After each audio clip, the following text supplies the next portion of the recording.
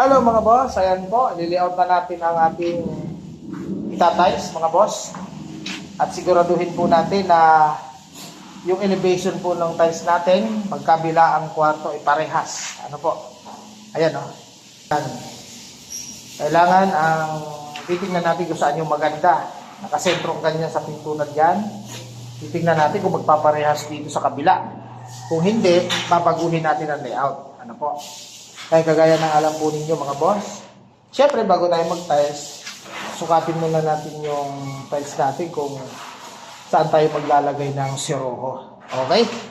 Ayan, tingnan nyo, panoorin po natin mga boss. Ayan mga boss, ano po? Isimulan na sukatin muna natin kung ilan ang maglalagay natin tayo sa dulo. 120, 120, 240, sakto siya. Kaya isisentro natin ito dito. Kapintuan, kailangan po mula doon sa kabilang pinto, kasi dalawang pinto kayo itong kwan. Itong unit na to, parehas.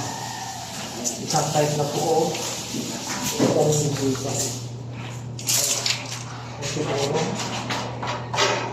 Ayan.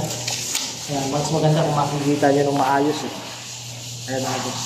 Ayan, tingnan nyo po ha. Ayan, kailangan ano. Ayan, sukatin natin. Ayan o, halos 60 cm. Ito sa kabila. Ayan. Ayan, 60 rin. Ibig sabihin, yan yung sentro. Ano po, kaya magsisimula tayo mag-tiles dito. Ayan lang po yan mga boss.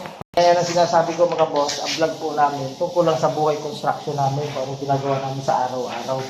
Ano po, kagaya ngayon, ito ang gagawin namin, dahil nagbuhos kami kahapon, ay napatigas pa namin yun. Dito muna kami sa kabilang project. Okay mga boss. Tingnan natin kung anong ginagawa ng mga tao natin ngayon. Ngayon sinalo. Yan ang araw-araw na ginagawa namin. Mga boss. Kaya yung vlog namin, wala talagang kwenta. Tungkol lang to sa trabaho namin sa araw-araw buhay construction. Yung iba tingnan po. Ako po lang sa loob. Diyan, yan na. Ano ba tubig na? Basta linisan ko na yan.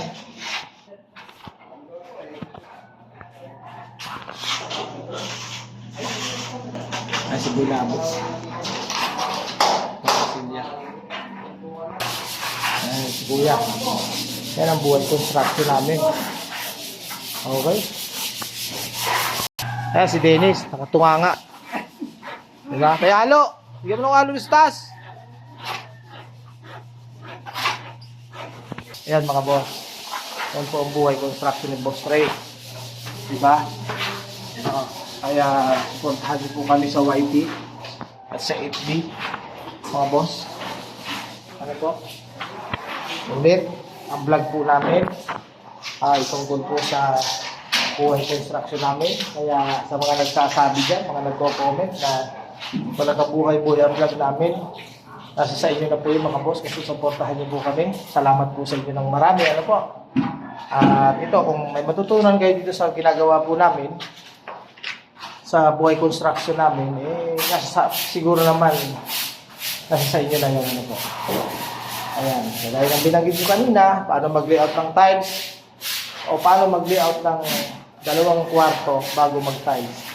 Ayan lang po ang gagawin po ninyo. Okay? Ayan. Dito tayo magsisimula mga boss. Papunta tayo doon sa loob. Okay. Para pagdating natin dito sa pagka napuno na yung loob na pare-parehas ang tiles natin, hindi na tayo maglalagay ng nakadrop itong kwarto mataas kumpara dito sa pinaka-hallway. Kasi maliit lang po ito. Maliit na unit lang ito. 25 square meter lang. Ano po hanggang dito? 25 yan. Kaya hindi kailangan nakadrop. Kasi nga maliit lang naman. Okay mga boss? Ayan, si Dennis Balenes. Sinala na lang. Teka lang. Wala mo. Okay. Ano sa inyo lahat dyan? Ano po?